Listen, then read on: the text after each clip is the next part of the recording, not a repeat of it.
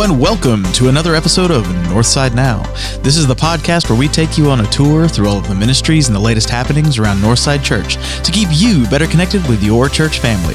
I'm your host, Patrick, and with me as always are my co-hosts, Glenn Miller and Kevin Bryant. What's up? What's crack-a-lackin'? Hey, just sitting here enjoying the fall. In your post-Halloween sugar coma, sugar stupor. Sugar stupor. Well, we have a guest on the podcast today that's going to help us with our sugar stupors. Okay. Yeah. At least he can. I don't know if we'll dive off into that too much, but we're going to have Dr. Brian Brown. Everybody, it's so funny for me to call him doctor. We're just Brian. Brian Brown's going to be here. I don't know. He has a doctorate. I know, but I just don't know him that way, I guess. Yeah, so I get that. So anyways, he's going to be on here, and we're going to talk to him about some of the stuff he does on the Genesis Zone. Yeah. He does have a great... The Genesis Zone. You know, it sounds so... He's like a professional podcaster. We are, too. We're almost at 100 podcasts, by golly. How many podcasts do you have to record to be a professional podcaster? Or is it just, I don't know. Do you have to be able to pay the bills with your podcasting to be we're considered in trouble. professional? Because if so, we are far from it. Right. We don't have sponsors. Maybe we need to get some sponsors. Yeah. We can get some sponsors and then use it for something really good. Yeah. Like decorating the podcast room. Yes. Decorating the podcast Our fallout room. shelter. Our fallout shelter where we have food stored for days. And this is the reason is because conspiracy theories abound. Of course. Hey, have y'all, this has been going on for a minute, almost a year now, but y'all are probably aware that now Tennessee has blue license plates, right? Yes. And you can have "In God We Trust" on the little circle of stars. If Or not. Or not. Correct. Here's the difference, though. Did you know whether or not you have the "In God We Trust" or not depends on the license plate, whether or not the letters or numbers come first? Yeah, so what? Yep. if you don't have "In God We Trust," it's numbers first and Numbers then letters. first. Uh-huh. But if you don't have "In God We Trust," No. no, wait. I'm backwards. Wait. You were right. If you don't have "In God We Trust" on your license plate, your numbers are first. So it's like 3 numbers and then 4 letters. Okay. But if you do have "In God We Trust," you start off with letters, 3 letters, and then 4 numbers. So what's the conspiracy theory? That if you say that you believe in God, you're going to be treated differently from the police officers. They're creating 2 databases based off of religious beliefs. Yeah. So they're calling it theocratic policing.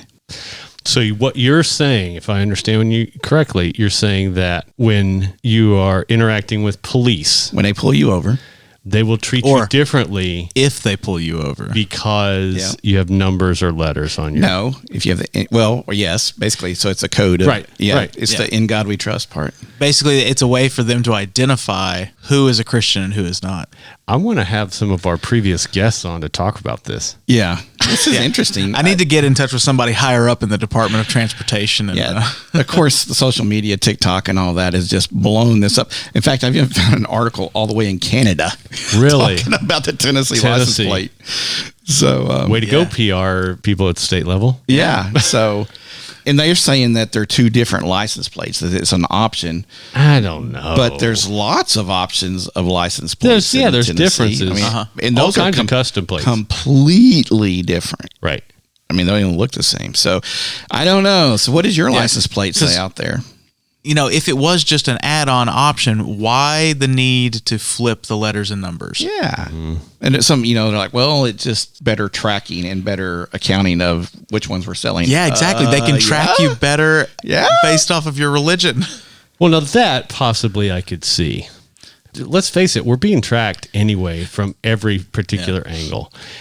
But I'm just curious, number one, why the design blue? There may be a reason for that out there. I dig the color scheme and everything. There is no scheme. And it's hard. It's just, the white and the blue with the basically dark mode on. The funny thing, background with the lighter contrast. it's also hard for the police cameras to read those. Well, it very was. creative. They've got that fixed. They got that fixed, yeah. It's not creative. I don't know. It seems classic. It is not to creative me. compared to what it was. It makes me think of the New York where it's yellow and blue. Michigan had blue, just solid blue for a long time. With yellow writing, didn't he? Or gold? Maybe. I mean, we've got the 3 stars in the circle in the middle, I guess, but I don't dig know, it. I'm just curious about that. I very much disliked what we used to have. I hated that Tennessee font. Well, I like the little double helix thing that was in the middle. It was kind of weird. Yeah. So here's a few comments from Reddit, which is, The front page of the source internet. of truth. As a non-believer in Tennessee, you better believe my plates have God we trust on them. I knew a trap when I saw one, writes one Reddit user. It was likely started with good intentions, and it's not likely every cop will care, but I've lived here long enough to know that some will, and that's enough for me. Wow. Another commented. Some person put, if it keeps them off the radar, I'll put whatever they want on my license plate. So anyways, Another way to divide us. Who in the world would have thought license plates would have become a thing in the state of Tennessee that made it all the way to Canada, and the internet is just blowing up and talking about our Tennessee. Why can't they talk about our undefeated football team? Yeah. Doggone it. But here's another little thing on that. I saw somewhere where it was, I think 56% of the license plates that people have gotten issued so far have "In God We Trust," and which would leave 44% the other way. So it's almost half and half. So are they targeting the "In God We Trust" people, or are they targeting the non-"In God We Trust" people? What's the And in the beginning, it was you still have to declare whether or not you want it. But in the beginning, it was kind of hard. People didn't know that. And so they're like, I would have gotten it, And so some people feel like they were slighted and did not give it in. It's hard to go back and get that. I don't know why. Because you're already in a different database. Yeah. So anyways, there you go. If you haven't noticed, go look at your license plate and then start looking around. And here's the bad thing. We've just played a really big trick on you, because now all you will do is look at license plates and try to decide which one. So whether you're walking or driving, you'll see them. So, but yeah, like we said earlier, we have Brian Brown on today, and so we're not going to take a whole lot of time because here at the front, because we have a great conversation with him, and Brian's a good guy, so we're going to have him in. So let's go ahead and spend a little time with Brian.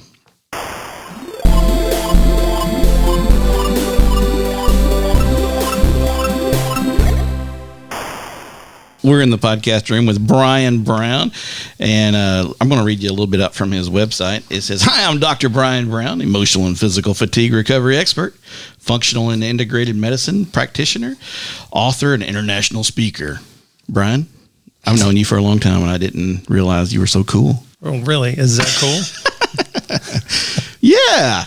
The funny thing, how we even talked about having you come on the podcast to begin with? How? Is we had your wife Judy one night come and talk about getting kids ready for school. Remember this, Patrick? Mm-hmm. Yeah. And we realized that if you were here, all of our wives are educators. Oh, wow. Or all teachers. And we were like, oh, now that should be a podcast. That would be an interesting one. The husbands of educators. That would be funny. But no, we've got Brian with us here in the house. So welcome to the podcast room. Thank you. Glad to be here. This is a hidden gem, isn't it? Yeah, it is. Didn't even know it existed. He was commenting about our food stores. Yeah. Yeah, it's a carbohydrate problem. Yeah, well. This is our fallout shelter. So this is people don't know. This is a well-kept secret. Yeah. But Brian, you're the most popular, most well-known, most experiencst podcast YouTuber. Yeah. You're our highest profile guest that we've had. Never had anybody with your abilities here. So please don't critique us too hard. Not going to do that. But no, seriously, a lot of people know you from your work here in town, because you've been in town for, how long have y'all been in Jackson now? Since right after that big tornado out south. Well, I guess that was January 99. Yeah. 99. So. Yeah. So when we moved here. Okay, cool. Yeah. In fact, Judy said, "You sure we need to move there?" And along came 3 or 4 more tornadoes. And we got hit by 3 of them. Exactly. So, yeah. She was like, "Are you sure about this?" Actually, the last tornado that hit, which is the Union tornado, she said, "We're not going to talk about it anymore. We're just going to get a storm shelter." And I said, "Yes, ma'am." Yep. And the next week, I had a storm shelter being installed. So, nice. Yeah. Y'all came to church here when your girls were in high school, and so they were part of the youth group. And that's one of the ways I got to know you. Y'all been here for a good long time now. Yeah. And so we're glad that you're here. But you're a nurse practitioner and doctorate of nurse practitioner. And you've done a lot of work in psychiatric side really first, right? Right. And then a lot of people may know Brian because they've gone on a mission trip with you from Northside. And so you've done mission medicine. Yep. Which I'm a qualified pharmacist. Why did you do quotes around mission medicine? Mission medicine. He did air quotes. He did. You couldn't see it, but he did air quotes. It's different. It is different. Different than regular medicine? It's different. It's different. You know, sometimes you have to just do stuff differently. You have to come It's up MacGyver medicine. It is, yeah. It's MacGyver medicine. It's different. Yeah. And that's the reason I can qualify as a pharmacist. I can hand out pills It's there. the fishes and the loaves. You work with what you got. Yeah. It's really interesting. It's interesting. We might talk about that. But so you've done that. You've worked with kids. You worked with adults, teenagers. And then you kind of moved over into more of a weight loss and looking at blood panels and then all of a sudden one day we got the Genesis Zone, which, by the way, we love your podcast music. Oh, really? Yeah, we thought that was cool. Yeah, it was a hard time picking that out. We're like, welcome to the Genesis Zone. Actually, I can't do it as good as that guy, whoever does that. But it was really good. We were digging that. So what is the Genesis Zone? That's pretty much what you are working on now, and that's pretty much where you. So what exactly is that, and what is it that you do now? So, I mean, obviously everybody knows the word Genesis means beginning, okay? So after leaving traditional practice about 14 years ago and going into functional medicine really brags that we treat root causes. But the more I've got to hanging out with that crowd professionally, it doesn't matter whether you do traditional Chinese medicine or chiropractic or Ayurvedic medicine or whatever it is your specialty is in the functional medicine realm, everybody says they treat root causes. And it just dawned on me one day that, you know, if we say we're treating root causes, why aren't we starting with genetics first? In psychiatry, which is my background, we were kind of the first adopters of early clinical use of genetics, where you could tell if a person's antidepressant was the right antidepressant for them, whether or not we needed to switch it, so on and so forth. So we were early adopters of genetics in clinical practice, but the technology wasn't really there. Actually, the research wasn't really there to kind of show how are we going to use genetics for practical use in clinical practice. So Genesis Zone being the beginning, meaning the root word gene is part of Genesis, which also means the beginning, you know, medically. It just made sense to me if we've got the technology now in the 21st century, and I started this back in 2019, switching over and start with genetics first and let the genetics drive what you're going to do from that point forward functionally. So I call it the true root cause, treating somebody based on their genetics. So that's where the Genesis Zone was born. So the next natural thing that came up was, okay, how do we decide where to start with somebody? Because genetics is a large field. We have thousands of genes in our body and even tens of thousands of gene SNPs or little bitty pieces of those genes, and they all do different things.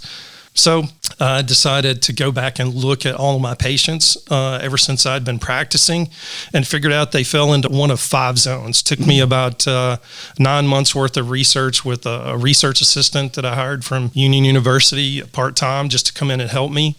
And we went through all our data, all the patient data, and figured out that people fell into one of 5 zones as the reason that they came in.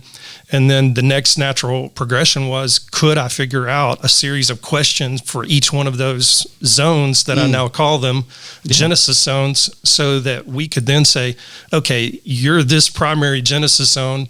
How can we use that to say, these are the labs, these are the genetics that we need to focus on first moving forward? Yeah. So what we found is, whereas I used to get really good results in 3 to 9 months, which is good in functional medicine, a lot better in some ways than traditional medicine, just from a wellness standpoint. Now we're able to see people get results and start getting the changes that they want within weeks, as far as 2 to 6 weeks, 2 to 12 weeks. So it just kind of accelerates things when you start from the right direction and you're not having to wade through the forest. You can see the exact tree that you need to start with and say, okay, that's where I'm starting, and build from there. So that's where Genesis Zone came from. Now, can anybody start this journey at any time of their life, or do you have better results like if they're young, or? Yeah, great question. Because do some of these things kick up when you start getting a little age on you and stuff, when things start kind of slowing down, or? Yeah. So obviously, the earlier you're in a process, the better off you're going to be, the less time it's going to take. We have clients that have been on antidepressants, let's say, for example, because that's one area I'm really good in, because that's where I spent so much time being able to help people get off of antidepressants by using genetics and things like that as the foundation of driving us forward and where we need to start, where we need to focus. So, I mean, I've had clients that have been on antidepressants 20, 30, 40 years. It does take them longer to come off of those, but they can come off of them. But if you've been on antidepressants 5, 10 years, it takes a lot less time because you've had less exposure for your brain for that. And regardless of what pharmaceuticals companies say, you do develop somewhat of a dependence on those antidepressants. Some of them are really hard to get off of. And you can ask anybody that's taken one, they'll tell you that. Yeah. Wow.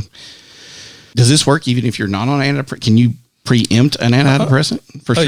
Yeah. So I'd say about of the people that come to see me for, I hate using the word mental health, but mental health issues, depression, anxiety, ADHD type symptoms, post-traumatic stress disorder. About half of them are already on something and want to get off. The other half want to avoid getting on them in the first place. So, we work with both of those clients. Cool. Yeah. So some of this, because I know some folks have come to you and they've done some weight loss things and it's a wellness thing. So how does the genetics, I mean, I kind of know some of the answers to this question, but I wanted everybody else to hear, how do the genetics play a role in that? Because that's such a large market, right? There are billions of dollars spent on getting healthy and looking right and stuff like that. And like you said, the other side of that with mental health and stuff, that's growing rapidly. Right. But wellness has been established in there for a long time. Right. So why are we just now getting to the point, or is it science has caught up with our ability to exercise, eat less, and kind of help that work? Well, that's the SECO model, calories in, calories out. Yeah. And we know that genetically it just doesn't work for some people. Yeah, exactly. Like I was one of those people. I was 390 pounds and they said, oh, you just need to eat less and you need to work out more. And I was like, I've got a personal trainer. I'm working out 5 days a week and I eat really, really clean. Something else has got to give. And for me, it boiled down to genetics and just realizing that, well, genetically, you're the type of person that you have to do cardio every day. If you don't, you're not going to lose weight. Oh, by the way, you need a higher protein diet, high protein, low fat, which means that's why keto didn't work for me because it's a high protein, high fat diet. Yeah. And it worked for about the first 6 weeks and then I failed. And the carbohydrates are not my friend. So a low carbohydrate, high protein, low fat diet is where I live and succeed. And once you combine that with the right diet that's genetically for you, then you do great. I've seen a few people that regardless of their genetics, it's still not right for them. So there's probably some genes that we haven't identified that are interfering, but it gives us a good direction to start with the knowledge that we have right now in the market. Yeah. That sounds exciting. Yep. Nothing like looking at your genes. Yeah, I've got a couple pair hanging in my closet. Yeah. I have some blood issues, and my blood doctor tells me, he said, somebody in your family's lying. He said, because your blood work looks like you should be from like Greece or somewhere. Oh, wow. He said, somebody's lying to you. Yeah. He said, you need to find out who. Nobody's admitted anything. So our blood really tells us a lot more than what we have thought about, right? Oh, yeah. Yeah. And it's all perspective. Yeah. It's how you look at things, because when I was trained in traditional medicine, I looked at lab work totally differently than I look at it now. Now I look at it from a functional standpoint. I look at it from an optimization standpoint. So people will go and get their annual labs done and they'll come back to me and they'll say, oh, my labs are normal. It's like, okay, but how do you feel? Well, I have low energy. I have brain fog. I have all these things going on. I'm like, okay, well, do you mind if I take a look at the labs? Well, they didn't draw half of what they needed to draw, first of all, to make the decision that you're normal. And secondly, they base normal off of those reference ranges on the right-hand side of the lab sheet. Yeah. That they just fell in the normal ranges. Well, what people don't know, and it's really cool to know, I love telling people this, is that let's say I'm 53 years old and I'm a male. So I'm compared to every other 53-year-old male. Well, if we look at testosterone, for example, most every 53-year-old male has low testosterone. Yeah. So the reference range is going to be lower, abnormally so. if I were to lie and say I was 18 years old and then get my results, it would say, oh, your testosterone is way too low. Yeah. We need to do something about that.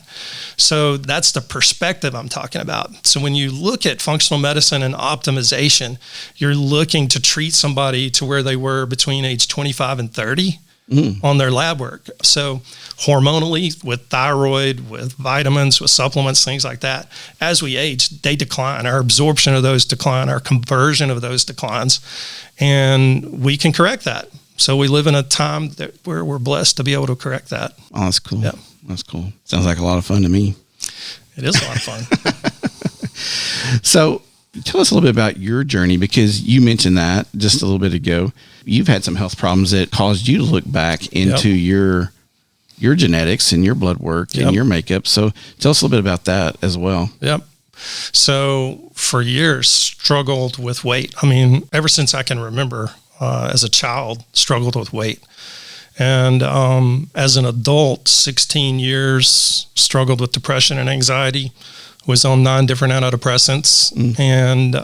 And just that's kind of really what drove me into doing what I do today, because I was like, my own training, the traditional medical system has kind of failed me. I get referred to this specialist and that specialist, and nothing ever happens. It's almost like they kind of blame you. You know, you need to pick yourself up by the bootstraps. You need to work out more. You need to eat less. And, you know, those things work to a degree, but not for everybody. You know, there's something else deeper going on. Well, come to find out, and I didn't know this until age 45, I was misdiagnosed with night terrors right after I was electrocuted at age 5. So electrocuted, a few months later, started waking up with these night terrors where I would wake up feeling panicky, short of breath, heart racing, but I wouldn't remember a nightmare. I would just startle awake in the middle of the night and heart racing, you know, the whole 9 yards. And that would happen anywhere from 1 to 3 times a night. So I get into my training, and I'm in lecture one day, and the professor says, less than 1% of children carry this into adulthood. And I was like, whoa, wait a minute, really?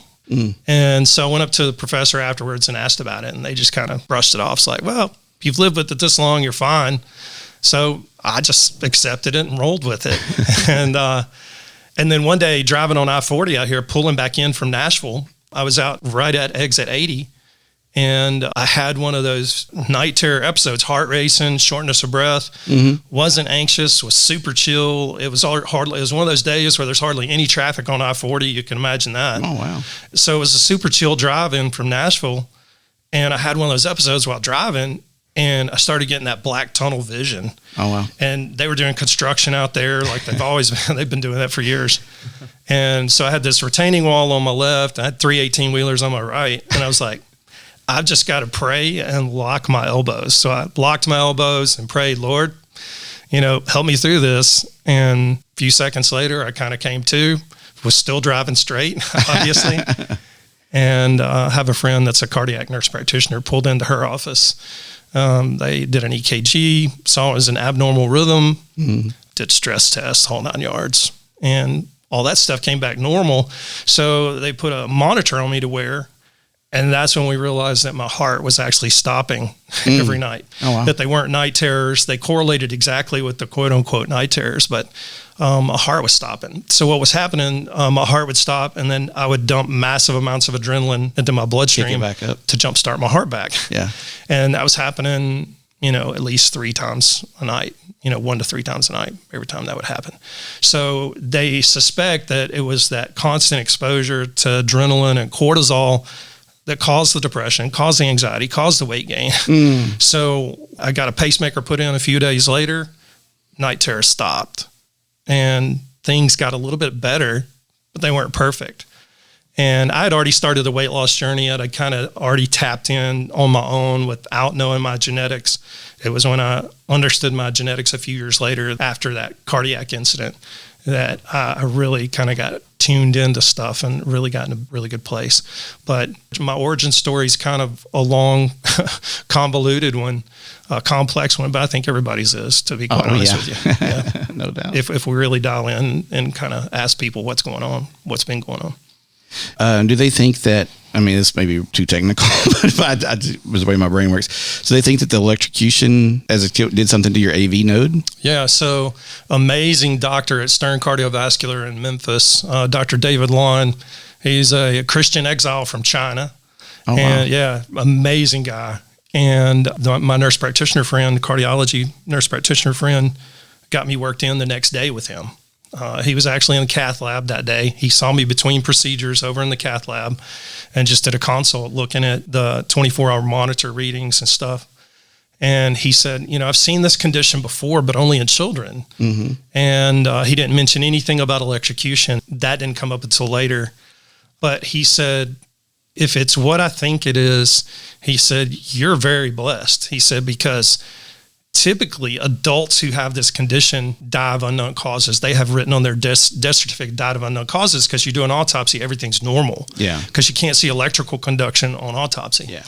And 2 days later, he scheduled me for an electrophysiology procedure where they kind of go in through the vein instead of the artery, and they test the electrical conduction from the inside. And they did that, and he couldn't elicit anything. So he was kind of scratching his head. Mm-hmm. So he decided to put a 30-day monitor on me. I totally forgot it was being monitored by cell signal by the monitoring service. So I turned my phone on airplane mode every night. Well, I had 7 missed calls when I woke up the next morning because my heart had stopped 7 times in the middle of the night. Oh, wow. And they thought I died. Oh, wow. So the last message they left was, hey, if this is a family member of Brian Brown, please call us and let us know what's happened.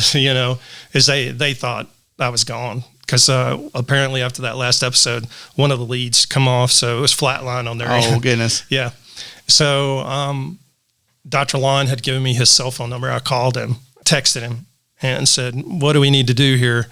And he said, just take the monitor off because you're upsetting everybody. He said, I've seen everything that I need to see. He said, clear your schedule for Wednesday. You're having a pacemaker put in. So, yeah. Got the pacemaker put in, and it stopped the night terrors. You're causing other people night terrors. I was causing other people night terrors, no doubt about it. Yeah, because your heart was stopping. Yeah, that was a harrowing 3 days, though. I was like, can't we do this tomorrow? Yeah. I've been living with it for 40 years, but that 3 days was pretty sleepless. Oh, wow. Yeah. Wow. So you've come together with the Genesis Zone, mm-hmm. and now you have a podcast, a blog, and your podcast is also on YouTube, right? Yep. And you were going around speaking and stuff like that. Yep. So how does a little old boy from Jackson, Tennessee get to these dizzying heights of getting out there in the world and sharing all this information? What are your contributors to that? Yeah. So I don't know. It's really hard to put a finger on, to be quite honest with you. I always tell people, because people say, oh, thank you so much for helping me through this, and this. And I was like, nah, you need to thank God. I've just been blessed to be in the right place at the right time to meet the right people in history. Like the guy I learned, my mentor in functional medicine, it wasn't a fluke. I don't believe in flukes, but I had already kind of put out in prayers like, Lord, I can't do traditional practice anymore. We've got to figure something out. I feel like I'm just not doing any good. I feel like I'm putting Band-Aids on the whole world. And certainly with my own health, I feel like the same thing was happening. So it was like, I can't do this anymore.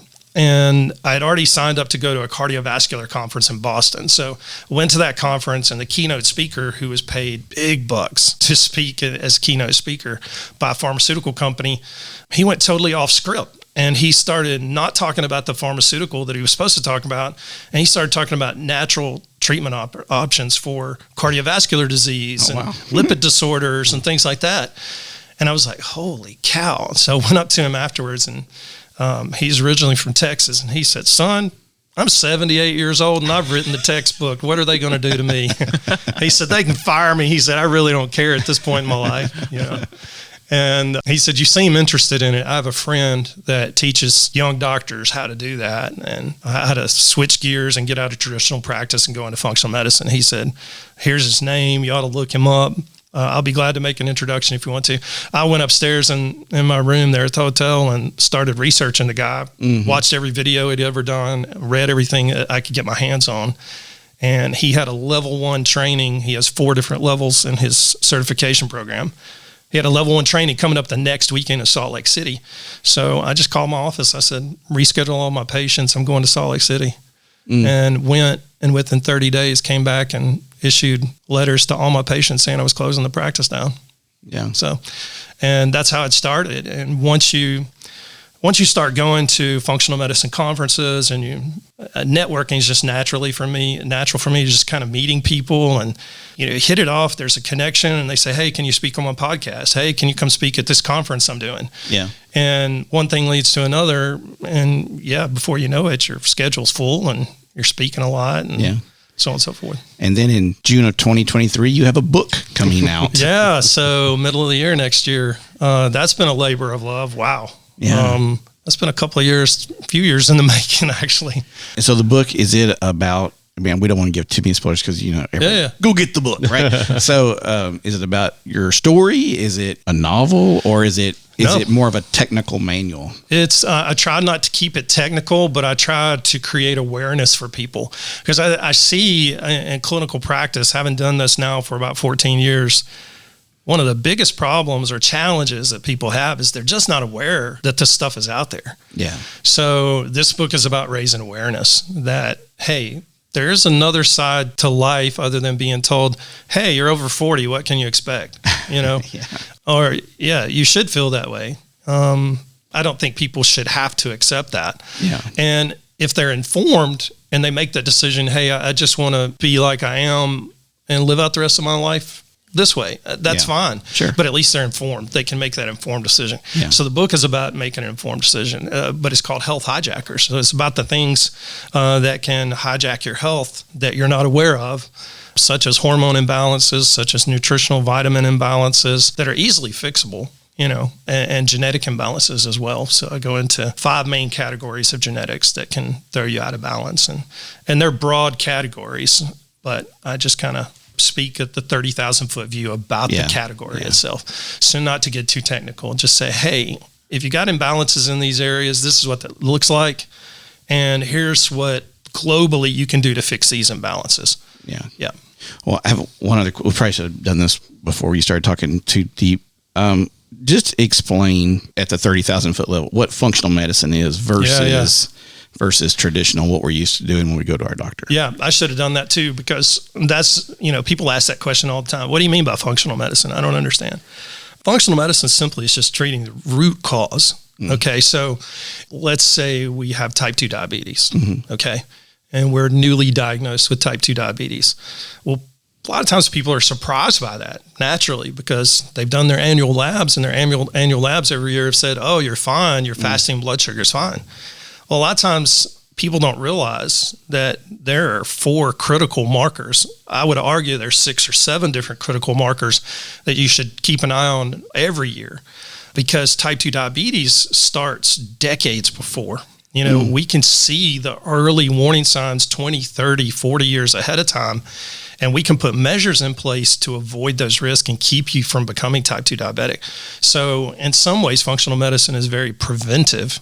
Okay, because it keeps an eye out for certain things.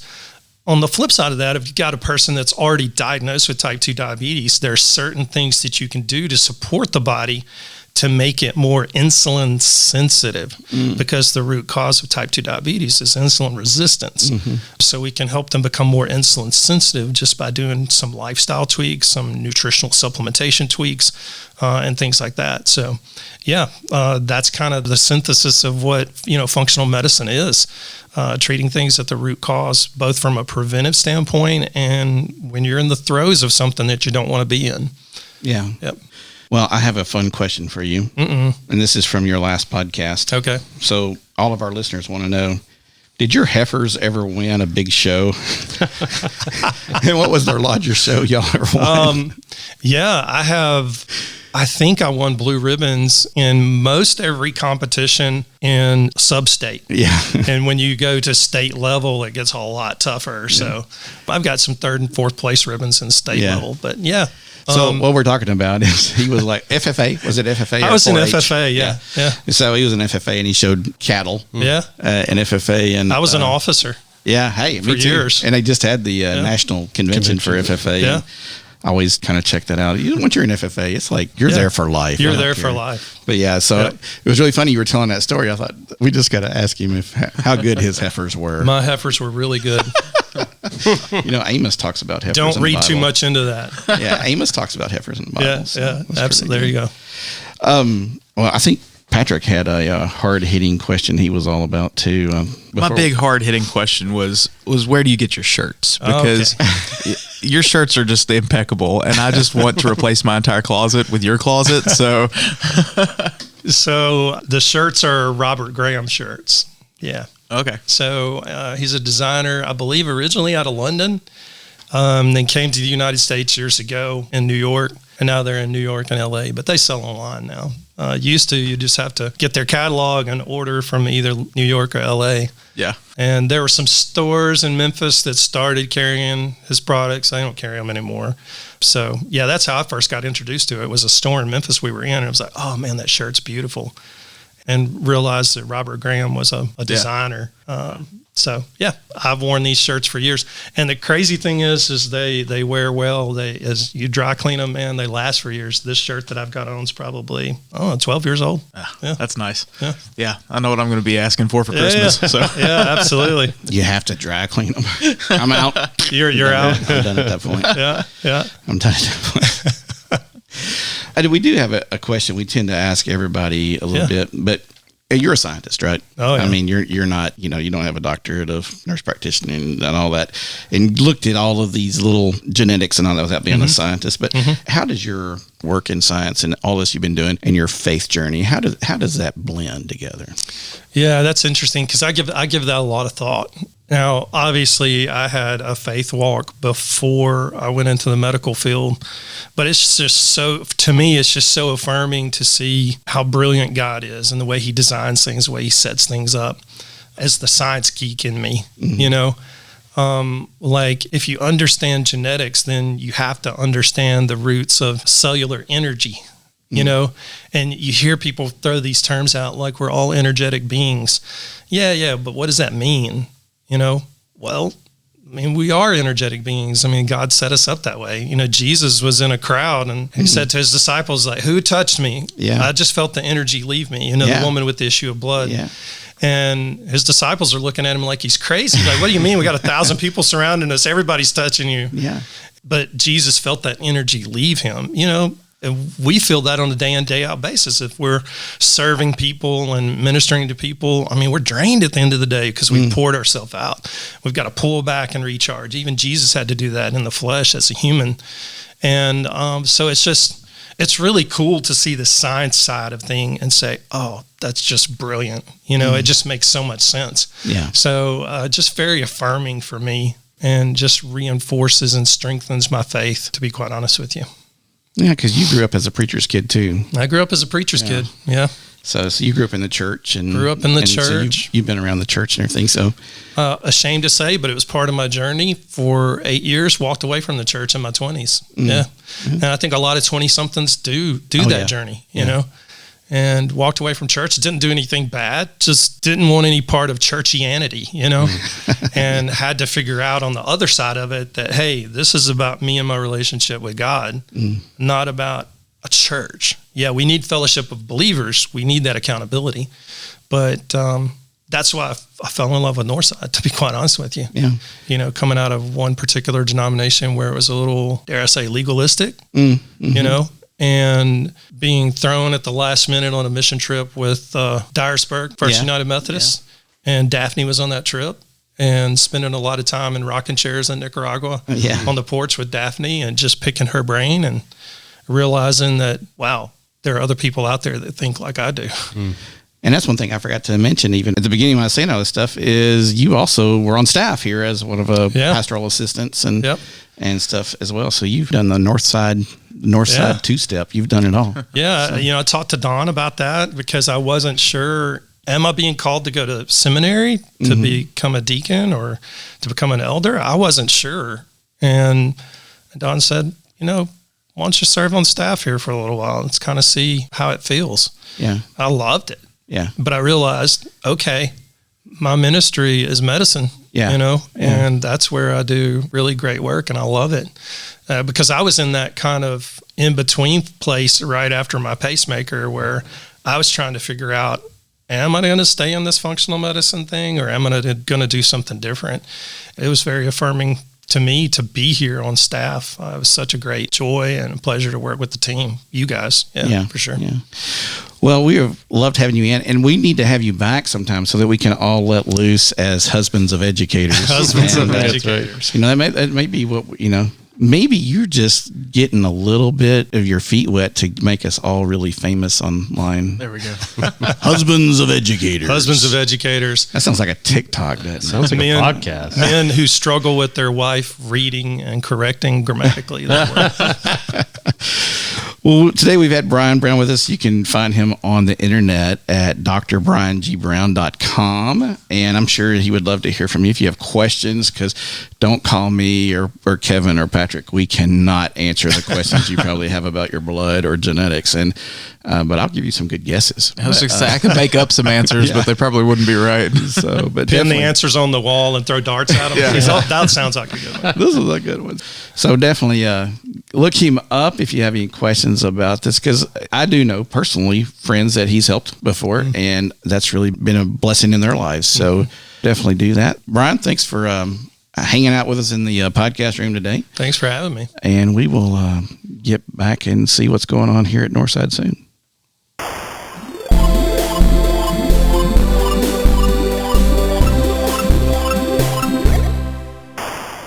So that was cool. Yeah. I have so many more questions. I know we could have chatted for a long time, because even after, I know I was looking at Patrick was biting his tongue. He wanted to get into the whole quantum stuff and everything. We had a whole conversation after the mics were not recording anymore. So. Yeah, he's so excited that we're going to have Star Trek medicine one day. Yeah. Well, we're definitely going to have him back in here so I can have all these addressed on air. Your burning questions answered. And I really do think we need a podcast of the husbands of educators. That could be interesting. It might turn into like a therapy group.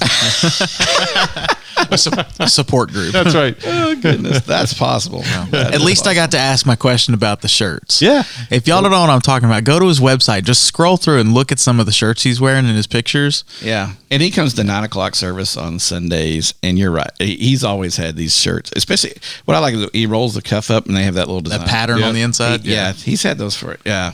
Sharp dresser. They're nice shirts. So. Sharp dresser. All right, Patrick, what do we have coming on? Because I know, man, we're in the heat of battle right here with all the stuff going on. It's a lot of the same stuff I talked about last week, but it doesn't hurt to reiterate. Let's do it. Because I slept. We have the Thanksgiving breakfast on November the 20th. Yum. That'll start at 8:30 in Hope Hall. And then at 10 o'clock, we will migrate to the sanctuary for a joint service led by our children and our youth. So that'll be a really good Sunday you don't want to miss. And we're going to have Nancy Gay on to talk about I think that thing too. Yeah, I heard pretty quick. So that'll be a good conversation. And then on December 2nd, it's a Friday night, we're going to have a parents' night out. It's for kids 8 weeks to 10 years old. The cost is $5 per kid or $10 max, and that'll be from 5:30 to 8:30 p.m. on December 2nd. So if you need to go buy Christmas presents or just need to, take a nap for a little while or have a night out with your spouse or significant other, then that's a good time to take that. Right. Then on December 4th, we will have Jingle Jam in Hope Hall from 6 o'clock to 7 o'clock or 7-ish. 6 o'clock start time. End time is a little ishy. But we'll have games, we'll have music, we'll have hot chocolate and cookies, and, it'll be a good Christmas celebration with the church family. And ugly Christmas sweaters are highly encouraged. The next week, on December 11th, we will have the children's Christmas musical, The Christmas Express, at 6 o'clock in Hope Hall. Yeah, I'm just waiting to see how many Polar Express references are in there. That's all I think about when I see it. But no, we're very excited about that. The kids have been working hard, so yeah, you don't want to miss that. Then the following weekend is Christmas Cantata weekend. So on December the 17th at 7 o'clock in the sanctuary, there will be a performance. That one, we encourage everyone to invite members of the community to come out and see it. If they can't show up on a Sunday morning, that Saturday night is the perfect time for them to come out and see it. And then that Sunday, we will have Sunday school at 9 o'clock, and then one performance of the cantata at 10 o'clock. So that'll be our service there. So no 8 o'clock, no 9:15 service, just a 9 o'clock Sunday school and 10 o'clock cantata. And then the next weekend, that Saturday, is Christmas Eve. And we will have our 5 o'clock and 7 o'clock services like normal. The 5 o'clock will be live streamed. So if you can't be here, make sure you tune in at 5 o'clock so you can be a part of things. And then Sunday morning, December 25th, I believe that is Christmas. Yeah. And we're going to have, again, one joint worship service at 10 o'clock, but this one will be in Hope Hall. So when you get here on Christmas, make sure you come down to the Circle Drive and join us in Hope Hall. And any of these activities and services, we hear about people that go to church on Easter and Christmas. There's plenty of opportunities to invite your friends to come. Yes. Yeah. And get them back in church, maybe if they haven't been for a while, or maybe someone who is not a believer. It's a perfect opportunity to get them acclimated to it, potentially. Have a conversation about it, at least. Yeah. Yep. And during our Christmas Advent season, we're going to be studying the book, The Characters of Christmas. So each Sunday and Wednesday night will be about a different character. And so it'll be kind of a series that'll be going on through Advent. And if you want to follow along and get that book, we've got those for sale at the church office. I think they're $10. So, before you order one on Amazon or whatever, come up here and grab one. Well, guys, thanks for podcasting with me. And thanks to all of you out there in the world for listening. If you enjoyed this episode and you'd like to help support the podcast, please share it with others, post about it on social media, or leave a rating and review. To catch all the latest from us, you can follow us on Instagram at Northside Now Podcast. Go to our website, northsidejackson.com, or email us at podcast@northsidejackson.com. We hope to hear from you soon. Once again, this is Patrick. This is Glenn. I'm Kevin. And that's what's happening at Northside Now. No. Bye-bye.